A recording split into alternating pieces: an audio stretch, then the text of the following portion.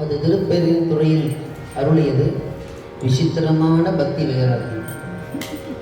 பக்தி பண்ணும்போது அது விசித்திரமான பக்தின்னு சாமி சிவசிவா.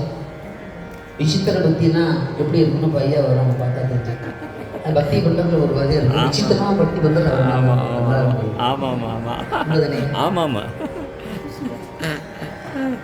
அதில் ஒரு வைராகியம்.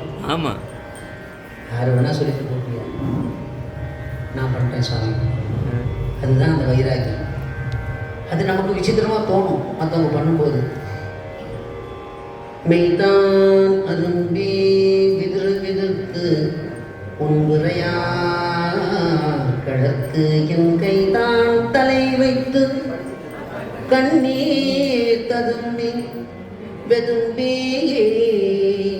உள்ளம் பொய்தான் தவிர்ந்து உன்னை போற்றி செய்ய செய்ய போற்றி என்னும் கைதான் நெகிழவிடேன் உடையாய் என்னை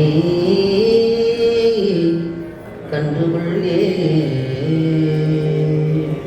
என்னை கண்டுக்கப்பா, பழக்கத்தில் என்னை கவனிக்கவே மாட்டேங்குது.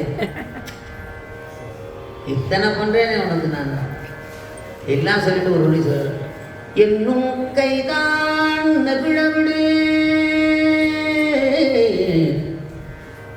அந்த கைதான் நெகிழ நம்ம கை இல்லை. இந்த நடைமுறை பழக்கத்தை, இந்த நெறியை, இந்த சிவநெறியிலிருந்து நான் விட்டுவிட மாட்டேன். என்னை கண்டுகொள்ளேன். நான் அந்த நெறியிலிருந்து விலகலையப்பா, என்னையே மறந்துட்டேன், என்னை கண்டுகொள் அப்படின்னு சொன்னோன்னு கண்டுக்கிறாங்க.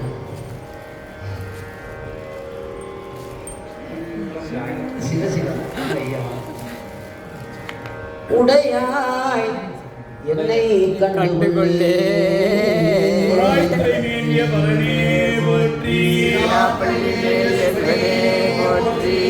எழுந்த மதியே போற்றி, மன்னியன் சிந்தை இருந்தாய் போற்றி, தொழுதகை துன்பம் துடைத்தாய் போற்றி,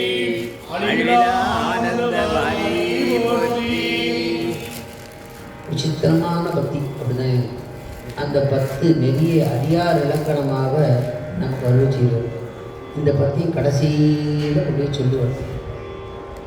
இந்த சதகத்தில் 100 திருப்பாடல்களாகிய திருவாசகம். இடையில ஒரு வரி கூட நிறுத்த மாட்டோம். 100 பாடல்களையும் தொடர்ந்துனா மீண்டும் நிறைவு செய்கிற வரைக்கும் தொடர்ந்து பாராயணம். அது ஒரு யோகம். வல்லாசாமி சொல்லுவாங்க, யோகம் சிவயோகம், அது யோகம், அது நித்தியம், போகம் சிவபோகம், சிவபோகம் இது நிச்சயம் என்பது வளர்வுடைய 5ஆம் நூல். அப்படி சொல்லும்போது அந்த நீங்கள் இந்த யோகத்தை செய்தால் உங்களுக்கு சிவபோகம் நிச்சயம்.